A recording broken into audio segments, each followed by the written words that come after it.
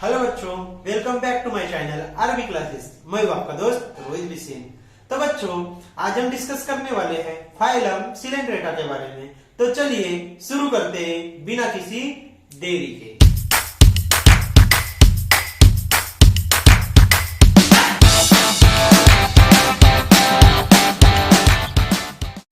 तो बच्चों, इसके पहले लेक्चर में हमने डिस्कस किया था फाइलम पॉलीफेरा के बारे में। हम इस लेक्चर में डिस्कस करने वाले हैं जो हमारा सेकंड फाइलम है, फाइलम सिलेंट्रेटा, या इसको हम निडारिया भी हम इसको बोलते हैं। तो बच्चों, जो फाइलम सिलेंट्रेटा है ये हमारा सेकंड नंबर का फाइलम है। फर्स्ट हमने डिस्कस किया पॉलीफेरा, सेकंड है सिलेंट्रेटा। बच्चों, हमारा जो फर्स्ट नंबर का जो होता है प्रोटोजोआ, ये हमने स्किप किया है, उसको हम नेक्स्ट वीडियो में डिस्कस करेंगे।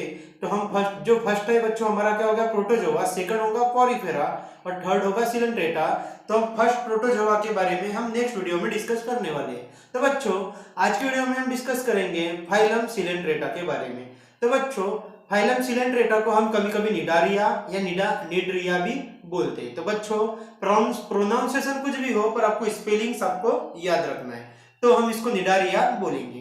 तो बच्चों, बात ऐसी है, जो टर्म सिलेंट्रेटा है, the term Coelenterata due to presence of central cavity of gastrovascular cavity, ठीक है, इसको सिलेंट्रॉन हम बोलते हैं। जो देखिए बच्चों कि ये जो कैविटी है, ये जो ऑरेंज कलर में जो कैविटी बनी है, ये कौन सी कैविटी है, गैस्ट्रोवेस्कुलर कैविटी। इतनी बात याद रखना बच्चों कि ये जो सेंट्रल कैविटी है इसको हम गैस्ट्रोवेस्कुलर कैविटी बोलते हैं, और इसका शेप कैसा है, सिलेंट्रेट जैसा। ठीक है बच्चों, इसका शेप कैसा है, सिलेंट्रेट जैसा, इसलिए हम इसको क्या बोले हैं, इसलिए हम इसको सिलेंट्रेटा बोला है। रीजन याद रखना क्यों, क्योंकि इसकी सेंट्रल कैविटी में गैस्ट्रोवेस्कुलर कैविटी हम बोलते हैं, इसलिए इसको हम सिलेंटेरॉन या सिलेंट्रेटा हम इसको बोलते हैं। नेक्स्ट है बच्चों कि इसको निडारिया क्यों बोलते हैं।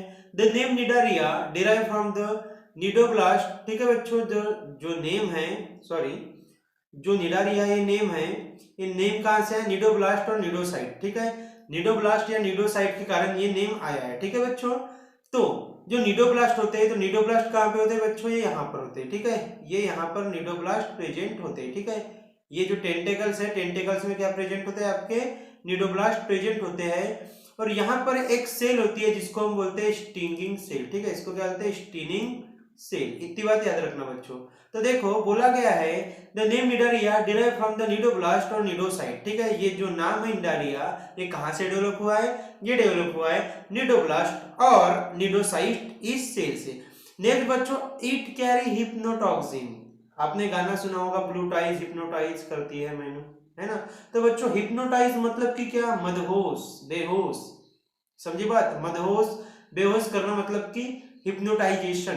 ठीक है, बेहोश होना मतलब कि हिप्नोटाइज। ठीक है, बात समझे, यानी कि किसी के वश में रहना, इस टाइप का हिप्नोटॉक्सिन। ठीक है, इट कैरी हिप्नोटॉक्सिन। तो याद रखना ये जो निडोब्लास्ट सेल है इसमें स्टिंगिंग सेल रहती है। देखो बेटा, ये जो है, ये स्टिंगिंग सेल है बेटा, ये कहां पर रहती है, निडोब्लास्ट में। यानी कहां पर रहेगी, ये टेंटेकल्स में। ठीक है, टेंटेकल्स में क्या रहता है, निडोब्लास्ट। और इसमें क्या होता है, इसमें जो टॉक्सिन होता है इसको हम क्या बोलते हैं, हिप्नोटॉक्सिन हम बोलते हैं। बात समझ में आई। हिप्नोटॉक्सिन नाम का एक केमिकल कहां पर होता है, टेंटेकल्स में। तो ये रहता क्यों है, तो बात समझना कि this are staining cell called nematocyst. This help in defence के लिए, ऑफेंस के लिए, लोकोमोशन के लिए, कैप्चरिंग के लिए, एटीसी। सपोज कि देखो कोई ये एनिमल है, ठीक है, सपोज कि ह्यूमन बीइंग है, इसके पास गया। ठीक है, इसका स्ट्रक्चर इस टाइप का है। ठीक है, इसके पास गया और इसने स्टिंगिंग से टेंटेकल को छू लिया। ठीक है, इसने इन टेंटेकल को छू लिया तो क्या हो जाएगा, ये हिप्नोटाइज हो जाएगा, बेहोश हो जाएगा। तो ये एक वेनम भी है, इसको वेनम भी बोलते हैं। देखो तो इसका स्ट्रक्चर कैसा है, इसका स्ट्रक्चर देखो बच्चों, देखो ये सांप लाइक स्ट्रक्चर है। तो सांप के पास क्या होता है, सांप के पास जहर होता है। ठीक है, सांप के पास क्या होता है, जहर। तो इसके पास जहर क्या है, हिप्नोटॉक्सिन। ठीक है, नेक्स्ट है बच्चों ऑफेंस करने का, डिफेंस करने का। देखो सांप क्या है, कभी कभी डस भी देता है और कभी कभी डर के भाग भी जाता है। तो ऑफेंस भी कर देता है, डिफेंस भी, जब उसको जरूरत है। और नागिन है, जो नाग है उसमें जहर होता है, हिप्नोटॉक्सिन। सपोज की है जो टेंटेकल्स है सांप से, उसको अपन कंपेयर कर रहे हैं, तो हिप्नोटॉक्सिन इसमें केमिकल रहेगा, वो क्या करेगा, ऑफेंस भी करता है, डिफेंस भी। सांप कभी कभी डसता भी, कभी कभी भाग भी जाता है। ठीक है, तो सांप क्या करता है, लोकोमोशन करता है। तो सांप क्या करता है बच्चों, साफ करता है लोकोमोशन, ठीक है, लोकोमोशन, और कभी कभी प्रे को कैप्चर भी करता है, साफ खाता भी तो है। तो बात समझना, जो स्टीनिंग सेल कहाँ पे प्रेजेंट रहेगी बच्चों, स्टीनिंग सेल प्रेजेंट रहेंगी अपने के टेंटैकल्स में, ठीक है। और टेंटैकल्स में जो स्टीनिंग सेल है इसका काम क्या है, डिफेंस करना, ऑफेंस करना, लोकोमोशन करना और प्रे को कैप्चर करना। तो क्या है इसमें कौन सा केमिकल प्रेजेंट है, हिप्नोटॉक्सिन, ये केमिकल उसमें प्रेजेंट है जो कि बेहोश करने में या फिर मारने में उसको हेल्प करता है। और सिलेंड्रेट नाम क्यों पड़ा, क्योंकि इसमें क्या प्रेजेंट है, इसमें सेंट्रल कैविटी में क्या प्रेजेंट है, गैस्ट्रोवेस्कुलर कैविटी ये प्रेजेंट है। नेक्स्ट बात करेंगे बच्चों इसके कैरेक्टरिस्टिक के बारे में। तो इसके हैबिटेट जनरली क्या है, ये मराइन, और जो हाइड्रा होता है बच्चों, हाइड्रा कैसा होता है, ये होता है फ्रेश वाटर में रहने वाला। नेक्स्ट है लेवल ऑफ ऑर्गेनाइजेशन। तो इसका लेवल ऑफ ऑर्गेनाइजेशन क्या है, टिश्यू लेवल ऑफ ऑर्गेनाइजेशन है। सिमेट्री की बात करेंगे तो रेडियल, इसको किसी भी कट प्लेन से अगर कट करो तो ये इक्वल पार्ट देता है, उसको हम क्या बोलते हैं, रेडियल सिमेट्री। अगर बात करेंगे हम डिप्लोब्लास्टिक यानी जर्म लेयर क्या है इसकी, डिप्लोब्लास्टिक, तो देखो बच्चों ये क्या हो गई आउटर लेयर, ये क्या हो गई इनर लेयर, ठीक है। तो इसमें आउटर लेयर को नाम क्या दिया, एपिडर्मिस, और इनर लेयर देखो, इनर लेयर क्या है आपकी, जो दिख रहा है आपका आउटर लेयर ये हो गई, इनर लेयर क्या है आपका, देखो इंक चेंज कर लेता हूँ, ये देखो ये आउटर लेयर है, और ये इनर लेयर जो है ये क्या है, इनर लेयर में क्या प्रेजेंट है, गैस्ट्रोवेस्कुलर कैविटी। तो इनर लेयर को हमने क्या नाम दिया है, गैस्ट्रोडर्मिस, ठीक है। क्यों गैस्ट्रोडर्मिस क्यों नाम दिया, क्योंकि ये कैसे बना है, गैस्ट्रोवेंट्रिकुलर कैविटी से, गैस्ट्रोवेस्कुलर कैविटी से। अब बात करेंगे हम डिप्लोब्लास्टिक है, तो इसके सीलोम की बात करेंगे बेटा। तो सीलोम की बात करेंगे तो इसमें दो ही लेयर प्रेजेंट है, इसमें मीजोडम प्रेजेंट है क्या, इसमें मीजोडम अगर प्रेजेंट नहीं है, अगर मीजोडम प्रेजेंट है तो क्या होता है सिलोमेट, अगर मीजोडम प्रेजेंट नहीं है तो इसको हम क्या बोलते हैं, असिलोमेट। अगर मीजोडम पाउच के फॉर्म में प्रेजेंट है बेटा तो क्या बोलेंगे उसको हम सुडोसिलोमेट, और मीजोडम प्रेजेंट है तो सिलोमेट, और मीजोडम प्रेजेंट ही नहीं है तो उसको क्या बोलेंगे हम असिलोमेट। तो अगर बात करेंगे हम हैबिटेट तो जनरली मराइन है, level of organisation tissue level of organisation है, सिमेट्री की बात करेंगे तो radial symmetry, germ layer diploblastic, diploblastic है तो दो लेयर, ठीक है, एक्टोडर्म और इंडोडर्म। अगर दो ही लेयर प्रेजेंट है, मीजोडर्म एब्सेंट है तो क्या कहते हैं असिलोमेट, और इसके बॉडी में दो वाला है, क्या है एपिडर्मिस और गैस्ट्रोडर्मिस। इतनी बात याद रखना बच्चों, जो एपिडर्मिस है बाहर की लेयर हो गई, गैस्ट्रोडर्मिस कहाँ की लेयर हो गई, इनर लेयर। नेक्स्ट बात करेंगे स्केलेटल। स्केलेटल क्या है बच्चों, may be supported by horny और कैलकेरियस एक्सोस्केलेटन, ठीक है। और एक ऐसे बना होगा बच्चों, ये बना होगा आपका कैल्शियम कार्बोनेट से। तो इसका काम क्या है बच्चों, इसका काम करना सपोर्ट और प्रोटेक्शन करने का काम किसका है, स्केलेटल का है। तो ये काय में रहता है बच्चों, एग्जांपल कोरल्स में रहता है, जेलीफिश में किसी भी प्रकार का स्केलेटन नहीं होता। तो एग्जांपल याद रखना बच्चों, ये बहुत इंपॉर्टेंट है, नीट में ये क्वेश्चन पूछा जा सकता है, बहुत इंपॉर्टेंट है, एमसीक्यू पॉइंट के लिए बहुत इंपॉर्टेंट क्वेश्चन है कि जेलीफिश में स्केलेटल प्रेजेंट है या नहीं है। और हम याद रखते हैं बेटा कि स्केलेटल क्या कहाँ पे प्रेजेंट है, सिलेंट्रेट में, और हमको ये भी पता है कि जेलीफिश कहाँ पे प्रेजेंट है, सिलेंट्रेट में। तो यहाँ पर कंफ्यूजिंग वाला क्वेश्चन है, तो एक्सेप्शन ये है कि जेलीफिश में स्केलेटल प्रेजेंट नहीं रहता।